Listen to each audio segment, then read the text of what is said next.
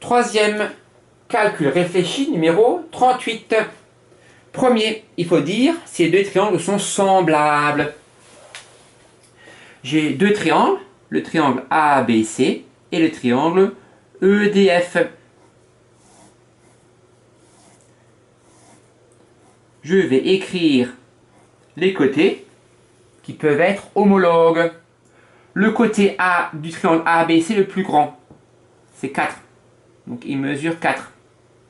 Si les deux triangles sont semblables, le côté 4, qui est le plus grand des côtés du triangle ABC, devrait se transformer dans le côté le plus grand ici, c'est-à-dire ici 1,6.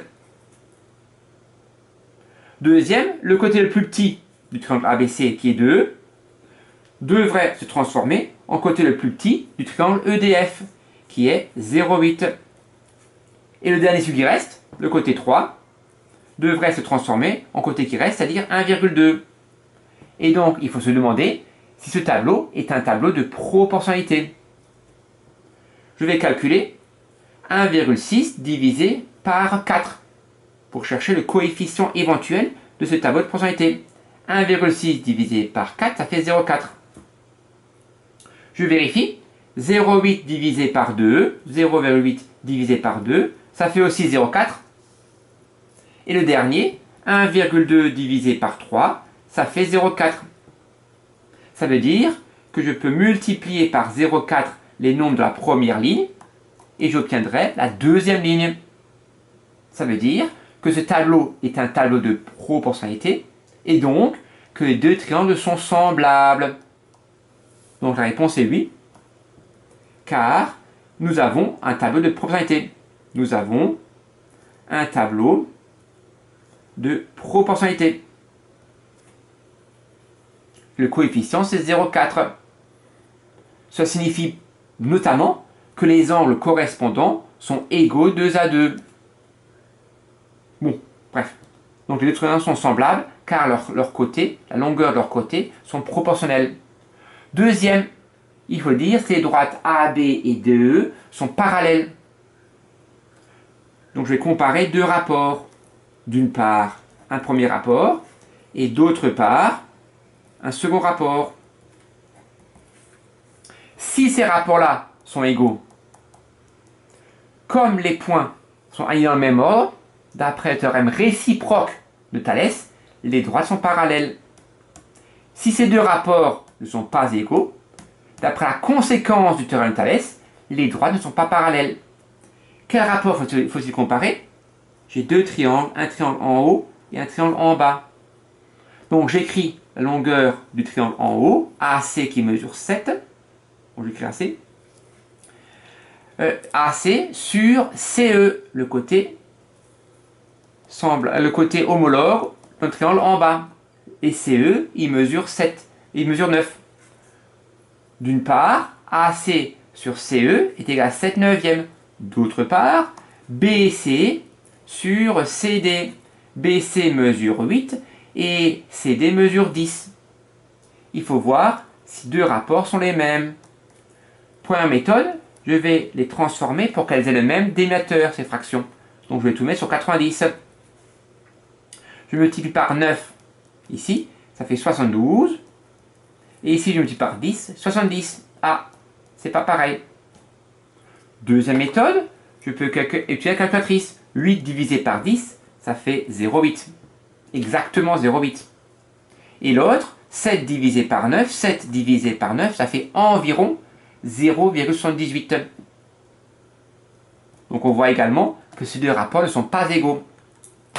Donc, avec une des deux manières, on peut voir que c'est différent. Donc ainsi, virgule, AC sur CE n'est pas égal, c'est pas le même quotient, n'est pas égal à CB sur CD, virgule.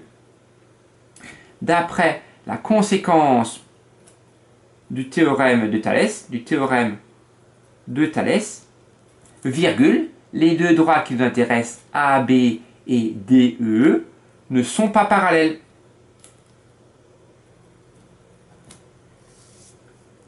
Troisième, il faut tracer la représentation graphique de la fonction affine qui à x associe 5x moins 7. Pour ce faire, je vais tracer un tableau des valeurs. J'écris ici des nombres et je cherche leurs images.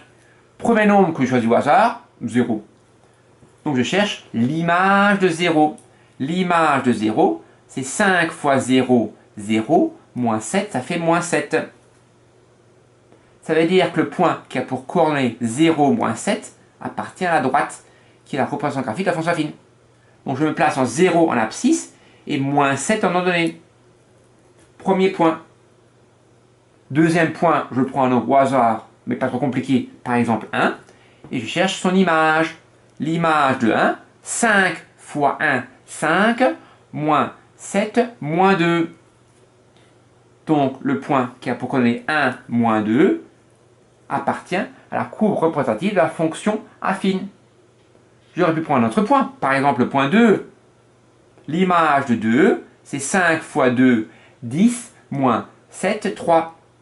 Donc le point qui a pour coordonnée 2 en abscisse et 3 en ordonnée appartient à la représentation graphique de la fonction affine f.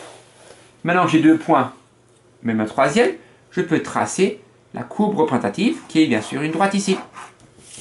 Car par 2 points, ici il ne passe qu'une seule droite, donc 2 aurait suffi. Dernier, il faut dire la nature de ce quadrilatère. Là, on voit que les diagonales se coupent à leur milieu. Donc, j'écris les diagonales de ce quadrilatère. Le diagonale de ce quadrilatère se coupe en leur milieu. Ça veut dire que ce quadrilatère est un parallélogramme. Car les diagonales se coupent en leur milieu. Donc c'est un parallélogramme. Mais c'est un parallélogramme particulier. Car ici, en plus qu'elles se coupent en leur milieu diagonale, elles ont la même longueur. Or, ce parallélogramme, on sait que c'est un parallélogramme. Or, ce parallélogramme a ses diagonales de même longueur. C'est donc un rectangle.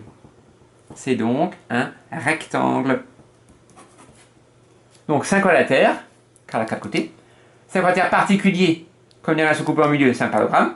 Et c'est un parallélogramme particulier, comme les diagonales ont la même longueur, c'est un rectangle. Voilà.